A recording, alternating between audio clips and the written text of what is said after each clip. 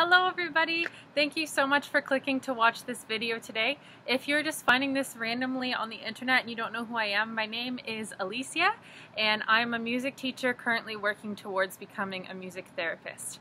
So my greatest passion is working with kids with special needs. I absolutely love it and it's like my heartbeat.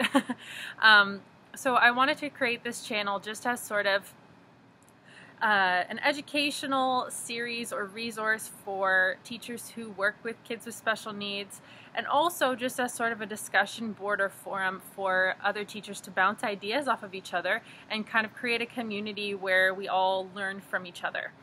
And I want to also say that I am definitely not claiming to be an expert in this field whatsoever. I know that I still have so much to learn and so much experience to gain, but I think that there needs to be more resources out there that are available to teachers who work with a variety of challenges.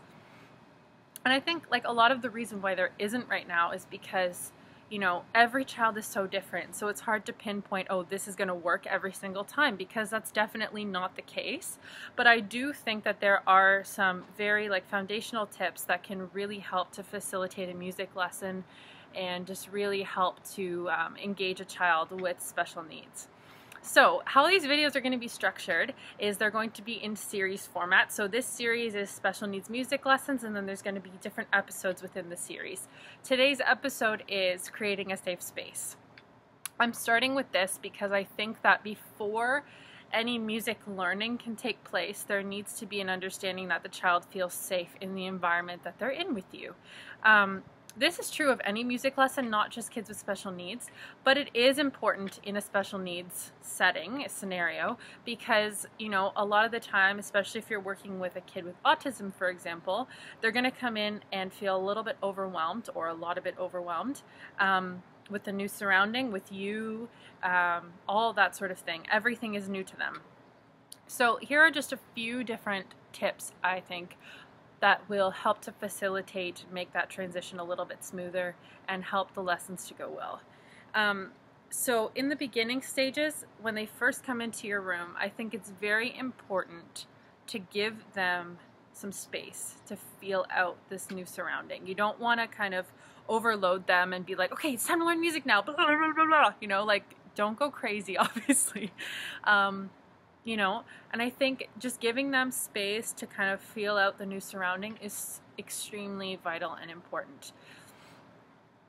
What I like to do also is to lay out some percussion instruments around the room and give them an opportunity for some music interaction with these instruments, and just let them kind of touch, feel, play with, and know that this environment is just a fun place to learn music, kind of set the tone with these instruments.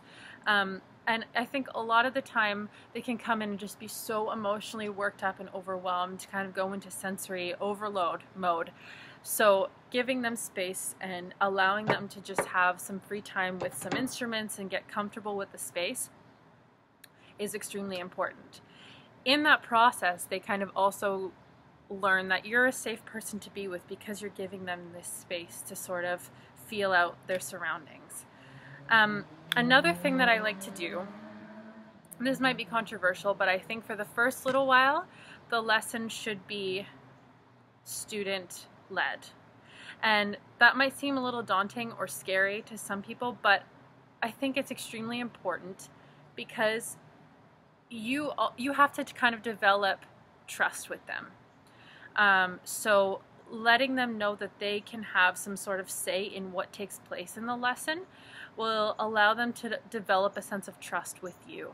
And obviously you're not gonna let that happen for a long period of time, but in the beginning, I think kind of letting them choose what happens in the lesson, giving them some goal-directed choice, really helps to build that sense of trust with you and create that safe space. Another thing that I like to do, and all the music teachers who work with me are probably saying, if I hear that song one more time, but it's the greeting song and goodbye song. This is something that I found has been super effective in creating a safe space and eventually a bond with the child. So what I like to do is kind of do a little greeting song in the beginning to kind of help establish that this is the music lesson, this is time for music now, and it goes a little something like this. So let's say that the kid's name is Charlie. Hello, Charlie, are you ready to have fun today? And then with that, you're kind of interacting with them and asking them questions and kind of getting them involved in the whole music playing process.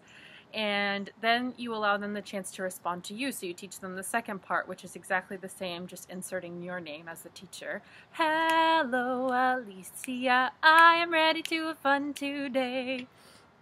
And I think that it really helps to kind of establish a bond and for them to feel sort of safe and comfortable with you. I found that to be super effective. And then kind of closing out the lesson with a goodbye song as well. This is not my idea. This is something that I've definitely gained from different music therapy resources. A lot of music therapists use this to close out their sessions with their clients or open their sessions with their clients. But I definitely have adapted this and created my own variation of the songs just so that, because I found it to be extremely effective. So anyways, those are a few basic tips I have for today for creating a safe environment, safe space.